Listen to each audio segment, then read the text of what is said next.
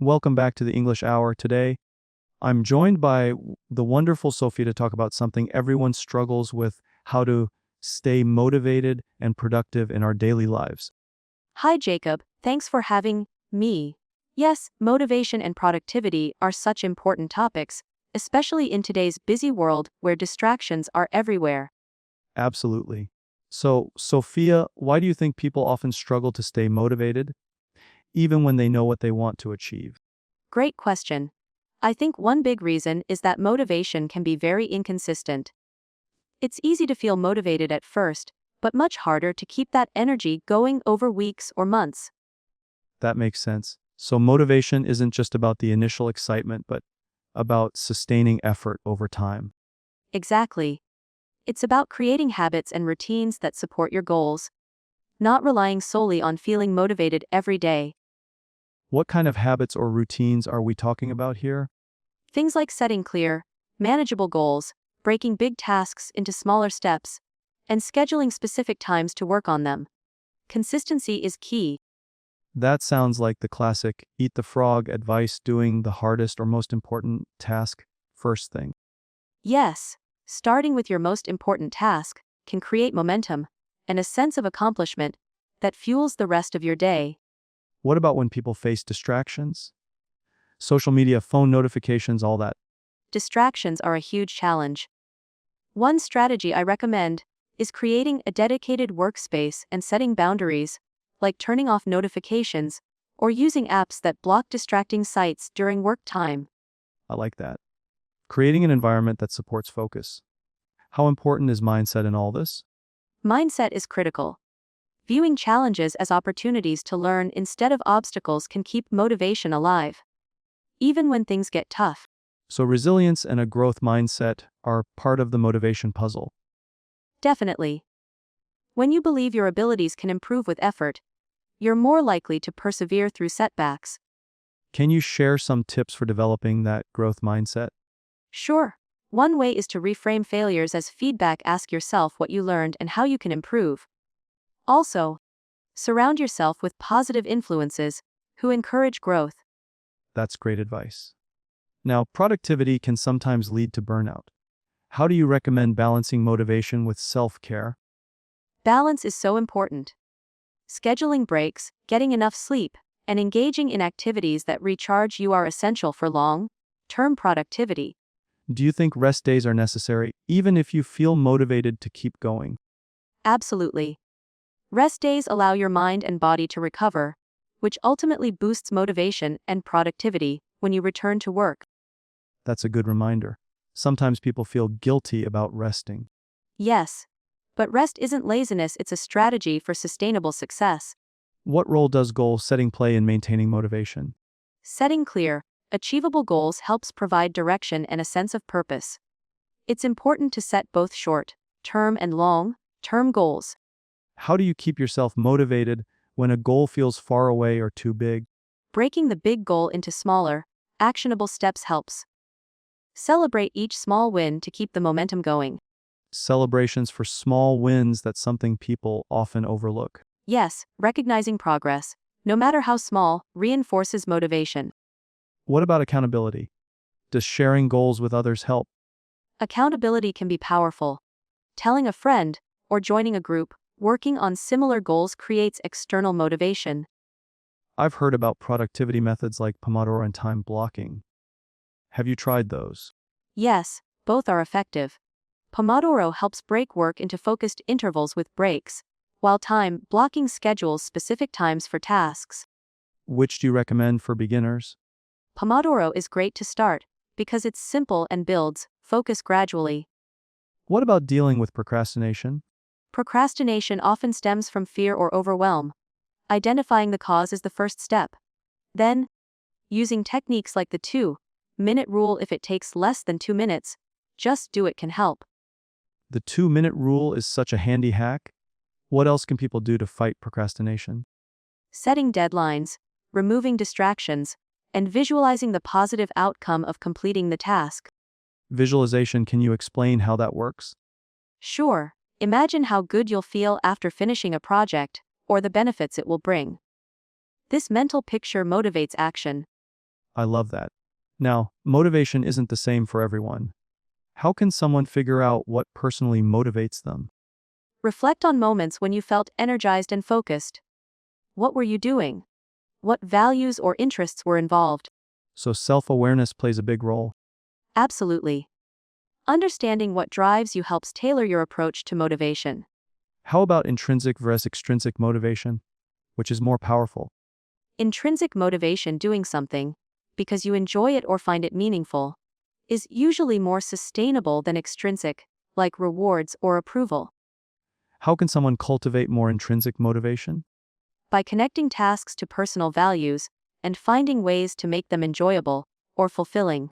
That's powerful. Now, how do habits fit into this picture? Habits automate behaviors, reducing the need for constant motivation. Building positive habits creates a foundation for consistent action. Can you share steps for building a new habit? Start small, attach the new habit to an existing routine, and reward yourself to reinforce it. And what about breaking bad habits? Identify triggers, replace the habit with a positive alternative, and be patient with yourself. This is such rich content, Sophia. Maybe next we can explore specific productivity tools and apps people can use. I'd love that. There are so many great digital tools that help with planning, focus, and habit tracking. Perfect. But before we get there, let's talk about motivation during tough times. How do you keep going when life throws curveballs? That's one of the hardest challenges. Staying connected to your why, practicing self-compassion, and seeking support are key. Can you explain? Staying connected to your why. It means remembering the deeper reason behind your goals, the purpose that inspires you beyond day struggles. That can really anchor someone during hard moments. Yes, it helps shift focus from obstacles to meaning. Self-compassion sounds important too. Definitely. Being kind to yourself reduces negative self-talk and builds resilience. And support, whether from friends, family, or professionals, makes a big difference. Absolutely. No one has to face challenges alone. We've covered a lot so far. I feel motivated just talking about motivation. Me too. It's exciting to share these ideas and hopefully inspire listeners. Let's dive deeper into some listener questions next. Great idea, Jacob.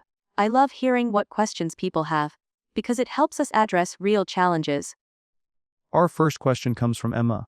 She asks, how do I stay motivated when I'm working a boring job, but want to pursue my passion on the side? That's a very common situation. Balancing a job you don't love with a passion project can be tough. I suggest scheduling specific, small time blocks dedicated only to your passion, even if it's just 15, 30 minutes a day. Consistency over quantity, right? Exactly. And try to keep your passion work fun and free of pressure to avoid burnout. Emma also wonders how to deal with guilt for spending time on herself instead of just working. Self-care isn't selfish, it's necessary. Remind yourself that you're investing in your happiness and future success. Good point. Next from Mark. I find it hard to get started on tasks because I feel overwhelmed by how much there is to do. Any tips? Mark, breaking big tasks into tiny, manageable steps can make starting less intimidating. Also, prioritizing what's most important can help you focus. Maybe a to-do list with just the top 3 tasks. Yes, and celebrate each completion to boost motivation. Our next question is from Priya. How can I stop procrastinating when I know what I need to do, but keep delaying it? Priya, procrastination is often linked to fear of failure or perfectionism. Try using the 5-minute rule. Commit to doing the task for just 5 minutes to overcome inertia. Once you start, it's easier to keep going. Usually, yes, that's the power of momentum. A great question from Liam. What if I'm motivated but keep getting distracted easily? Liam, creating a distraction-free environment is key. Turn off phone notifications, use noise-canceling headphones, or try apps that block distracting websites. Do you recommend any specific apps? Yes, apps like Forest, Focus Will, or Freedom can be very helpful. Here's one from Sarah. I struggle to stay motivated when I don't see quick results. How do I keep going? Sarah, remind yourself that meaningful progress takes time. Focus on the process and the small wins instead of instant results. Patience really is a virtue when it comes to motivation. Absolutely. It's about trusting the journey. Next from Carlos, how do I deal with negative self-talk that kills my motivation? Carlos, practice awareness of your inner dialogue. When you catch negative thoughts, challenge them and replace them with positive affirmations. Like switching, I can't do this, to I'm learning and growing. Exactly, it rewires your mindset over time. Another question from Aisha. Is it okay to change goals if I lose interest? Definitely, Aisha, it's natural to evolve. Adjusting goals to fit your current interests and values keeps motivation authentic. So flexibility can actually help sustain motivation. Yes, rigidly sticking to outdated goals can drain energy. What about when people feel isolated in their motivation journey? Any advice? Finding communities or accountability partners who share your goals can provide encouragement and connection. Online groups, clubs, or even a friend? All great options. Support makes a huge difference. Lastly, from Jasmine. How do I motivate myself on days when I just feel tired or uninspired? On low energy days, focus on small, gentle actions like a short walk, light stretching, or a simple task you enjoy. Sometimes just showing up is enough. Kindness to yourself again. Yes, compassion fuels sustainable motivation. These questions really highlight how personal motivation is. They do. There's no one size fits all, which is why experimenting and self-awareness are so important. Let's switch gears and talk about how technology affects motivation. What do you think, Sophia? Technology is a double-edged sword. It can provide amazing tools for productivity, but also endless distractions. True. How can people leverage tech for motivation? Using productivity apps, habit trackers, or motivational podcasts can boost focus and energy. And avoiding doom scrolling or social media traps? Setting clear limits and using app timers helps create boundaries. What about the impact of social media comparison on motivation? It can be harmful if you compare yourself to unrealistic images. It's best to curate your feeds with positive, inspiring content. So follow accounts that uplift rather than cause envy. Exactly, that nurtures a healthy mindset.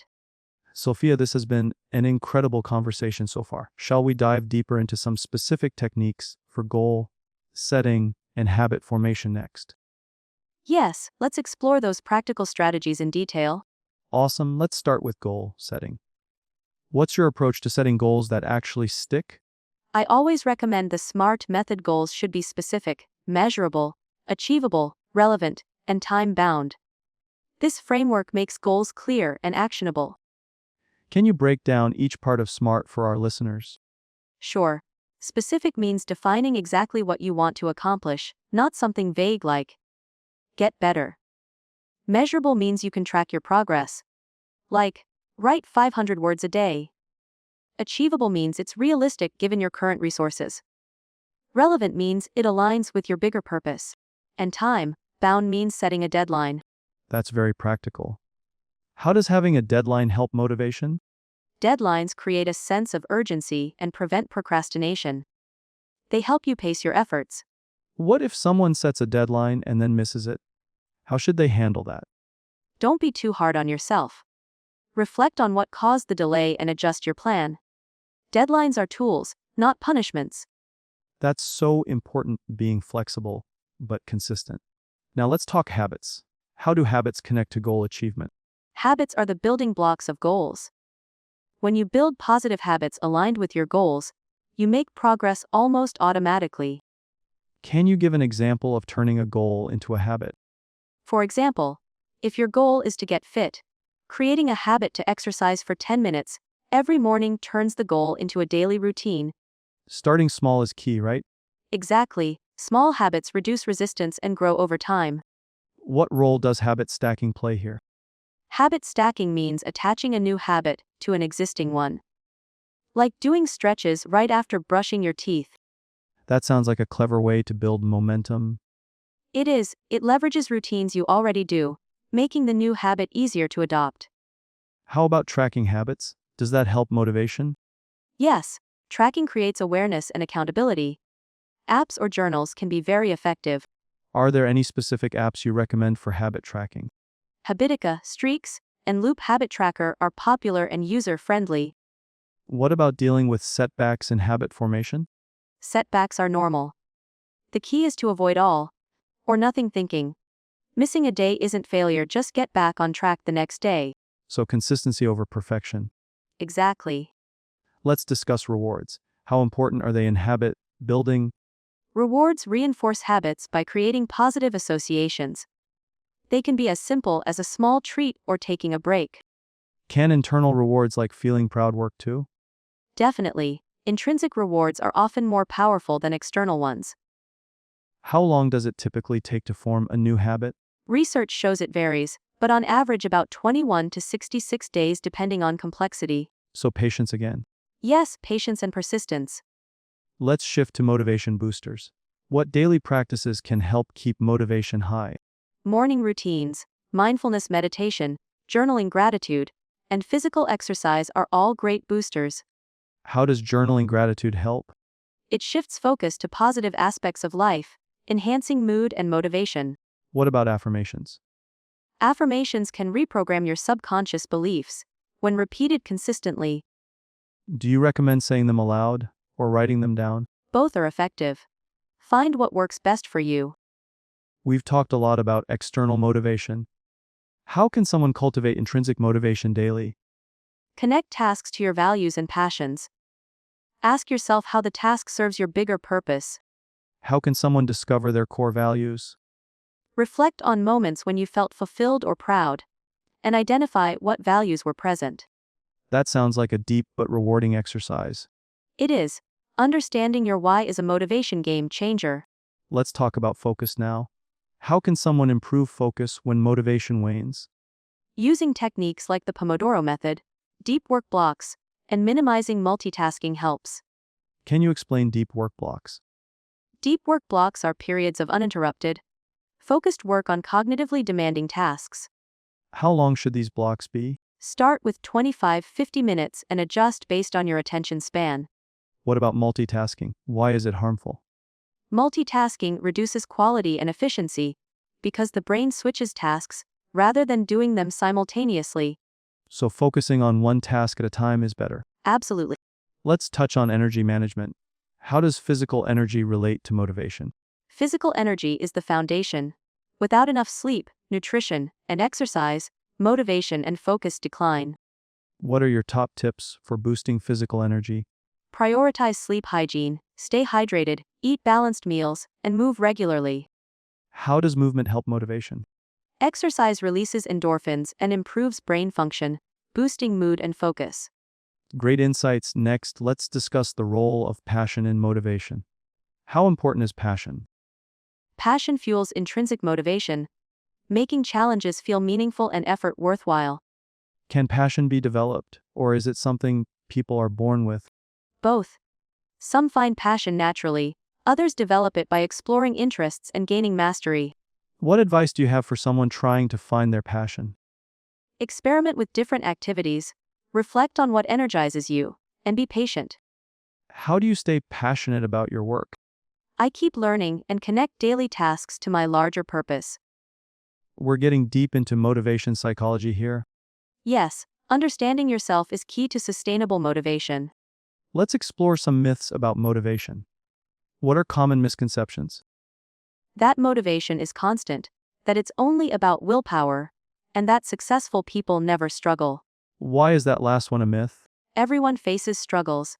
Success is about persistence despite setbacks. How can debunking myths help motivation? It creates realistic expectations and reduces self-judgment. What about the myth that motivation must come first before action? Often action leads to motivation, not the other way around. Starting small can generate motivation. That's encouraging for procrastinators. Definitely. Let's talk about how culture and environment influence motivation. Culture shapes values and norms that impact what motivates us. An environment can support or hinder focus and habits. Can people change their environment to boost motivation? Yes, creating supportive physical and social environments is very effective. Like organizing a clutter-free workspace or surrounding oneself with positive people.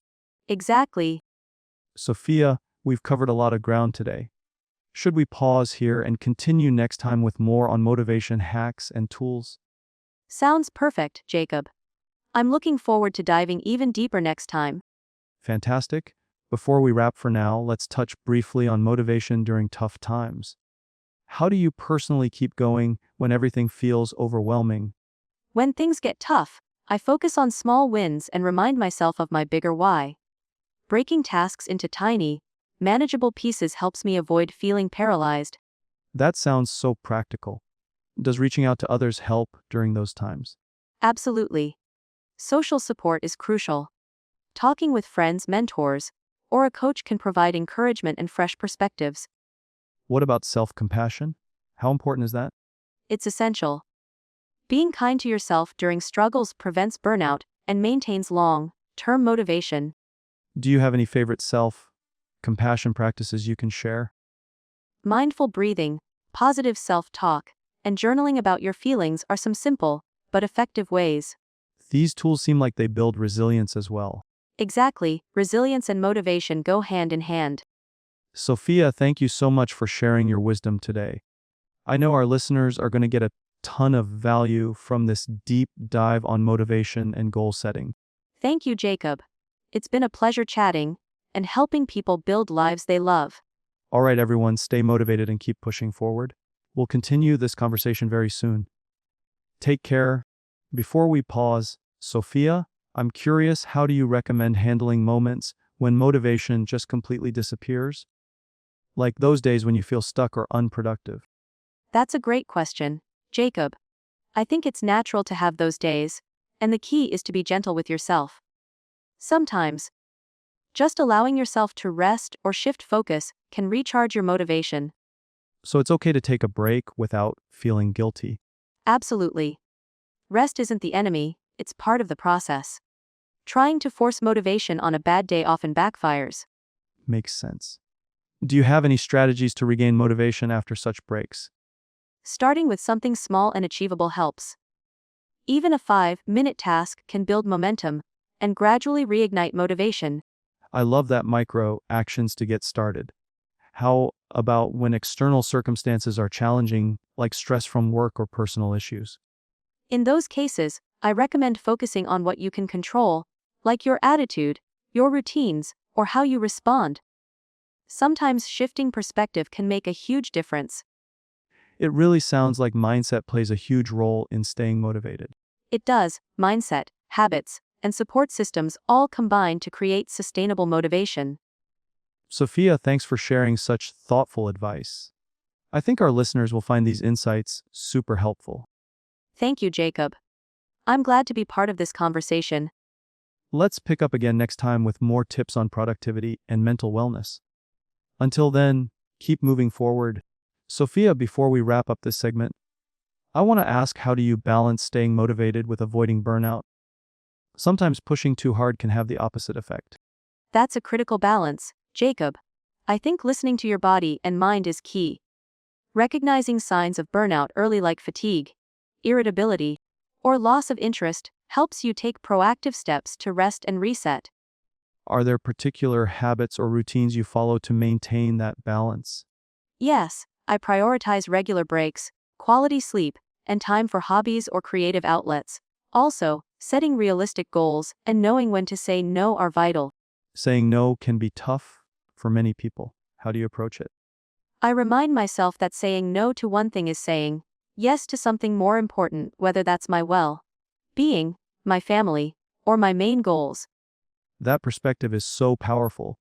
Do you recommend any tools or techniques to help with goal setting and avoiding burnout? I like using time blocking to schedule focused work and rest periods. Journaling to reflect on progress and emotions also keeps me grounded. Journaling sounds great. Is there a particular way you do it? I usually write about what I accomplished, what felt hard, and what I'm grateful for. It helps me stay connected to my journey. Wonderful. Sophia, your insights today are truly inspiring. I'm sure our audience is getting a lot from this. Thanks, Jacob. I hope so. It's been a joy to share. We'll continue exploring these themes soon. For now, take care and keep shining, everyone. Sophia, since we're diving deep into motivation and mindset, I'd love to hear your thoughts on how people can cultivate long-term motivation rather than just short bursts of energy. What's your advice for sustaining motivation over months or even years? That's a fantastic question, Jacob. I believe long-term motivation comes from having a clear sense of purpose and passion.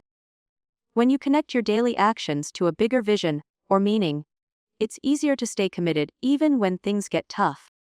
So, linking goals to personal values is key. Exactly. When your goals align with your core values, motivation becomes more intrinsic and less about external rewards. How do you suggest someone discovers their deeper purpose if they're unsure? Reflection is important. Journaling, meditation, and asking yourself questions like, what brings me joy? Or, what impact do I want to make? Can provide clarity. That's so helpful. How about habits? Do they play a role in long-term motivation? Definitely. Building consistent habits creates a foundation that supports your goals automatically. It's about designing your environment and routines to make progress effortless. Can you give an example of a habit that supports motivation? Sure, for example, if your goal is to write a book, setting a habit of writing for 10 minutes every morning builds momentum and keeps you connected to your purpose. That sounds doable and sustainable. What do you think about the role of community or accountability in motivation? Community is huge. Surrounding yourself with like-minded people or a support group provides encouragement, feedback, and keeps you accountable. It seems motivation isn't just an internal thing, but also influenced by our social environment. Absolutely. We thrive in connection and shared goals. Sophia, thank you for these deep insights on long-term motivation. Our listeners are definitely getting a masterclass today. Thanks, Jacob. I'm excited to keep this conversation going with you and the audience. Let's go even deeper into this, Sophia. What do you think stops most people from achieving their long-term goals? Is it lack of discipline, fear, or something else? Great point. I think it's often a mix of things: fear of failure, perfectionism, or even fear of success. Many people also struggle with imposter syndrome, which can quietly sabotage progress. Imposter syndrome, that feeling that you're not good enough or don't belong even when you're doing well, right? Exactly. It creeps in and tells you, you're not qualified. Or, you're just lucky. When in fact, you've worked hard and earned your place. Have you ever dealt with imposter syndrome personally? Oh, many times. Especially when I've stepped into new roles or spoken in front of big audiences. I used to feel like I had to be perfect. Now I realize authenticity is more powerful than perfection. That's such an important mindset shift, being real instead of flawless. How did you make that shift? I started reminding myself that everyone is learning. Even experts started as beginners. I also began collecting positive feedback and revisiting it whenever doubt crept in. That's smart. A lot of people forget their wins. They're always focused on the next thing. Exactly. Celebrating progress, even small wins, keeps motivation alive and builds confidence. So true. I've found that many people abandon their goals not because they can't do it, but because they don't see immediate results and get discouraged. Right. We live in a fast-paced world where we expect instant gratification. But meaningful goals take time. It's about planting seeds and trusting the process. What would you say to someone listening who's on the edge of giving up right now? I'd say pause, breathe, and remember why you started. You're not behind. You're just being refined. Every step, even the hard ones, is shaping you for something greater. That's incredibly powerful, Sophia. Sometimes we all need to hear that, even if it's just one person saying, keep going. Absolutely. Support and encouragement can reignite someone's whole journey. Let's shift gears a little. What role does mindset play in how we experience success or failure? Mindset is everything. Two people can face the same challenge, but their mindset determines whether they break down or break through. Would you say growth mindset is the most important kind? Definitely. A growth mindset allows you to see failure as feedback, not defeat. It keeps you curious, open, and resilient. And how do you train that mindset daily? I use affirmations, surround myself with positive influences, and reframe negative thoughts. For example, instead of, I can't do this, I ask, what can I learn from this? I like that a lot, switching the narrative from defeat to discovery. Exactly. We can't always control our circumstances, but we can control our story about them. That's golden wisdom right there, Sophia. Mindset really is the lens that shapes how we see the world and how we respond to it. So true, Jacob. And the best part, anyone can change their mindset. It's not fixed, it's flexible and trainable. I think that's going to give a lot of hope to our listeners. Let's keep this momentum going. What's your take on how comparison affects motivation and self-worth? Oh, comparison is such a thief of joy, motivation, and peace. When we constantly compare, we disconnect from our unique journey and pace. And social media doesn't help, does it? Not at all.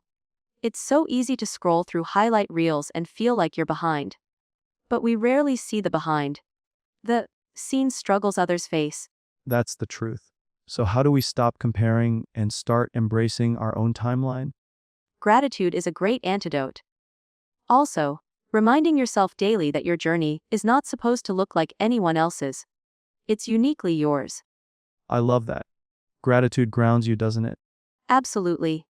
It brings you back to the present and helps you see how far you've already come. This has been one of the most nourishing conversations, Sophia. Let's keep peeling back more layers. Yes, let's keep going. I feel like we've touched the surface of so many important things, and each one leads to another door worth opening. Totally agree. Let's talk about purpose next. So many people are searching for their purpose but feel lost. Why do you think that is? Because we often look for purpose outside ourselves, through jobs, achievements, or people's validation. But true purpose usually begins from within. It's something you feel more than something you find. That's a beautiful way to put it. Something you feel more than something you find. So how can someone start discovering that inner purpose? Start by paying attention to what lights you up. What makes you lose track of time? What do people thank you for often? What impact do you naturally make just by being yourself? That's such practical advice. So many people think purpose has to be this huge, life-altering thing, but sometimes it's just being fully present in the way you care for others or create. Exactly. It can be in small, daily moments. Purpose doesn't always shout at whispers. And when we slow down and listen, we start to notice its voice. Do you believe that purpose evolves over time? 100%. We're constantly growing. What felt like purpose in your 20s might shift in your 30s or 40s. And that's not confusion, it's expansion. That's really reassuring. A lot of people feel guilty when their goals or dreams change. But change is proof that you're alive. Staying the same forever would mean you're not learning or evolving. We outgrow old versions of ourselves like we outgrow clothes. Love that metaphor. So good. Let me ask you this: what would you say to someone who feels stuck, like they've lost direction or meaning? I'd tell them you're not broken, you're just in transition. Sometimes life pulls us inward so we can realign. The pause is part of the process. So powerful. We forget that the quiet seasons can be just as productive as the loud ones. Absolutely. Sometimes what looks like nothing on the surface is actually deep, rooted healing, reflection, and clarity forming beneath. I think a lot of people listening right now needed to hear that. I hope so. It's okay to not have everything figured out. What matters most is the willingness to stay open, stay curious, and trust that your life is still unfolding in beautiful ways. Beautifully said. Let's shift for a moment. What about relationships and purpose? Do you think our relationships can support or hinder our sense of meaning? Oh, yes. The people around us have an enormous impact on how we see ourselves and the world. Supportive relationships can help us rise, while toxic ones can make us doubt our light. And sometimes we don't even realize a relationship is draining us until we step away from it. Exactly. We normalize chaos because it's familiar. But real peace can feel uncomfortable at first if you're used to dysfunction. That's so real. So how can someone tell if a relationship is aligned with their growth and purpose? Pay attention to how you feel after spending time with that person. Do you feel energized or depleted? Do you feel safe to be your true self, or constantly walking on eggshells? Such a good gut check. Energy doesn't lie. Nope. And it's okay to outgrow people. Letting go doesn't mean you don't love them. It means you love yourself enough to choose alignment. That's such an important lesson, especially for people who are loyal to a fault. Growth sometimes requires space. It does. And the more you respect your path, the more the right people find their way into your life. People who meet you at your level of evolution. This is deep and liberating, Sophia. It's like a therapy session and a motivation talk all in one. I'm so glad. I think conversations like this remind us we're not alone. Everyone's navigating their own maze, and it's okay to not have the map yet. Very true. Let's keep this going. How about diving into the idea of self-sabotage next? So many people know what they want, but keep blocking their own success. Great idea. Self-sabotage is a big one, and it often stems from unhealed wounds. Let's get into it. Amazing. So self-sabotage, why do we do it even when we know it's hurting us? Because on a deep level, we're trying to protect ourselves. It might sound strange, but a part of us believes that success or love or peace is unsafe or unfamiliar, so we block it unconsciously. Wow. So even though we want something good, there's a part of us that doesn't trust it. Exactly. Especially if we've been hurt in the past. For example, if love once led to betrayal, your nervous system might interpret closeness as danger. So you push it away before it gets too real. That hits hard. So many people walk away from good things not because they don't want them, but because they're scared of being hurt again. Yep. And healing starts with recognizing that fear. Giving it a voice. Asking it, what are you trying to protect me from? That's powerful. Instead of fighting ourselves, we get curious. Yes. Compassion over criticism. The more gently you approach your patterns, the more they begin to soften and shift. So what are some common ways people self-sabotage? Procrastination, perfectionism, overthinking, pushing people away, settling for less, even self-criticism. These are all forms of sabotage rooted in fear or unworthiness. And we often mask them as just how I am or I'm lazy without realizing they're symptoms, not core traits. Absolutely. When you look deeper, there's almost always a reason. Your inner child might be screaming, "Don't try too hard, it's not safe." So what can someone do when they notice themselves self-sabotaging? Pause and notice the pattern. Don't judge it, just observe it. Then ask, what am I afraid will happen if I allow myself to succeed, or be loved, or feel peace? That question alone could open so many locked doors. We never stop to ask it. Right? We keep running on autopilot, but slowing down helps us rewrite the code. Let's talk about that code. For a second, the subconscious programming. Where does it come from? Mostly childhood. The environment you grew up in, the relationships you had, what you were praised or punished for, all of that shapes your beliefs about yourself and the world. And unless we consciously challenge those beliefs, they keep running the show even in adulthood. Exactly. You might be 30, but your 8-year-old self is still driving your decisions. Until you take the wheel back. That metaphor is so good. So, is inner child work a big part of healing self-sabotage? Huge. Connecting with your younger self, validating their pain, showing them that you're safe now, it can be transformative. A lot of people avoid that work because it feels uncomfortable or too deep. I get that. But the discomfort is temporary. The freedom that comes after is worth every bit of it. I've experienced that myself. Journaling to my inner child, writing letters, even visualizing conversations had helped me release old stuff I didn't know I was carrying. Yes, that kind of work is underrated. It's not about being stuck in the past, it's about liberating your present. So let's say someone has started this healing journey and they're noticing their patterns. What's the next step? Be patient. Transformation takes time. And also, surround yourself with people who reflect the healed version of you, not the wounded one. That's deep. Because sometimes we attract relationships that match our old identity, not our new one. Exactly. And letting go of those relationships can feel like grief, but it makes room for aligned connections. Let's pause on that word grief. It's something we don't talk about enough in the context of healing. So true. Healing isn't all sunshine and mantras. Sometimes it's crying for a version of you that didn't know better.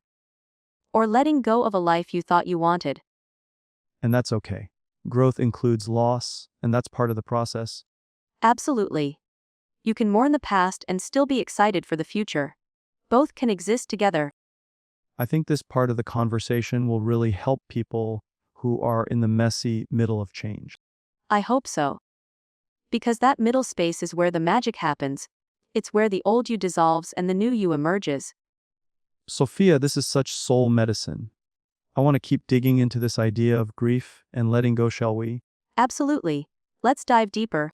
So, when we talk about grief during healing, it's not always about losing a person, it can be about losing an identity, right? Exactly. It's grieving the version of you who tolerated pain, who didn't have boundaries, who kept quiet to keep the peace. That identity served you once, but it no longer fits. That's so relatable.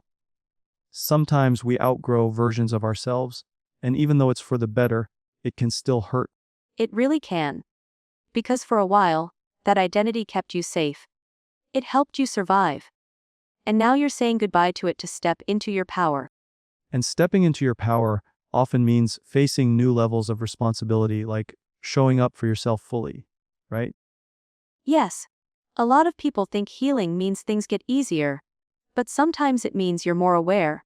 And with awareness comes responsibility. That's such an underrated truth. Growth isn't just feeling better, it's knowing better and then doing better. Precisely. And the doing part takes effort. But over time, it becomes more natural. Like building new emotional muscles. Let's talk about what that looks like in real life. Like, in relationships, what are some signs someone is stepping into their healed self? Great question. They communicate instead of shutting down. They set boundaries even when it's uncomfortable. They choose partners who respect their worth. They stop over-explaining or people-pleasing. Those are big shifts. And you might lose some people when you start doing those things, right? You might. But the right people won't need you to shrink. Healing filters your circle, it reveals who's aligned with your truth. That's a hard truth, but freeing. You don't have to earn love by abandoning yourself. Real love, in any form, friendship, romance, family, wants you to be more of yourself, not less. I want to sit with that for a second. Real love wants you to be more of yourself, not less. That's powerful. It really is. Because for so many of us, love was conditional growing up. So we learned to shape, shift to be accepted. And now healing means learning to take up space without apology. Yes. To speak your truth, even when your voice shakes. To know that your needs matter. That you are enough even when you're not performing. I feel like someone listening right now just got chills. I know I did. That's the beauty of honest conversations. They reach people in the exact place they're hiding. So true. Let's shift for a moment. What about the fear of outgrowing others? Friends, family, even partners who aren't on the same path. It's one of the biggest challenges. Because love doesn't always mean growth alignment. You can love someone deeply and still realize they're not meant to walk the whole path with you. That's heartbreaking but necessary to acknowledge. It is. And the best thing you can do is grow anyway. You never dim your light to make others comfortable. Say that again for the people in the back. You never dim your light to make others comfortable. Wow. So what does it look like to hold space for others while still honoring your journey? It looks like compassion without enabling. Support without self-betrayal. Loving without losing yourself. That balance is tough, but it's the essence of mature connection. Absolutely. You can cheer someone on without carrying their weight. You can empathize without sacrificing your peace. I feel like this part of the conversation is gold for people who feel stuck between loyalty and growth. Yes, because we're taught that leaving or growing apart means we're bad. But really, it's honoring life's natural seasons. And just like nature, some relationships are meant for spring, some for winter, and some for a lifetime. That's a beautiful way to look at it. Nothing is wasted. Every connection teaches us something, even if it doesn't last. So true, even pain can be a teacher. One of the best ones, honestly. Pain cracks us open, and through that opening, light enters. That reminds me of the quote, "The wound is where the light enters you." Yes, by Rumi. And it's not just poetic, it's truth. Our deepest wounds often become our greatest wisdom. Sophia, this conversation is rich. I think we should explore the idea of emotional resilience next. How we build it, how we bounce back after setbacks. I love that. Emotional resilience is such a superpower. Let's go there. So, emotional resilience, it's like the emotional immune system, right? It helps us bounce back when life hits hard. Exactly. And just like your physical immune system, you have to build it. You're not born with it fully formed. It grows through experience, through pain, and through healing. What would you say are the core traits of someone who is emotionally resilient? Great question. I'd say self-awareness, emotional regulation, the ability to ask for help, and a mindset that sees failure as feedback, not defeat. That's powerful. And I love that you included asking for help. A lot of people think resilience means doing it alone. Right, but true strength isn't isolation, it's knowing when to lean on your support system. Resilient people build strong relationships. It sounds like resilience is about connection to yourself and to others. It really is. When you know who you are, and you surround yourself with people who see and support that, you can weather almost anything. So, how do people start building that if they've always felt emotionally fragile? Start with baby steps. Identify what triggers you emotionally. Practice naming your feelings instead of reacting to them. And most importantly, don't judge yourself for struggling. Giving yourself grace in the middle of the mess? Exactly. Resilience isn't about being unaffected. It's about feeling deeply and still choosing to keep going. Sophia, I feel like we just gave people a crash course in emotional maturity today. Honestly, yes. We touched on love, healing, identity, relationships, and resilience, all the real, life emotional skills people need, but aren't often taught. And that's what the English Hour is all about, creating space for deep, transformative conversations that help people live more consciously. 100%. Thank you for having me. These conversations matter. They're healing in themselves. Couldn't agree more. And if you're listening to this right now, just know your growth journey is valid, no matter how slow it feels. You're doing better than you think. Yes, healing isn't linear. And the fact that you're even curious about it means you're already changing your life. That's the perfect note to end on for today. Sophia, thank you so much for sharing your wisdom and heart with us. Thank you, Jacob. It was a beautiful conversation. And to our listeners, make sure you like, subscribe, and share this episode if it resonated with you. We'll be back with more episodes on healing, growth, and everything in between. Until next time, take care of your heart and be kind to yourself. This is the English Hour. Stay curious, stay kind, and we'll talk soon.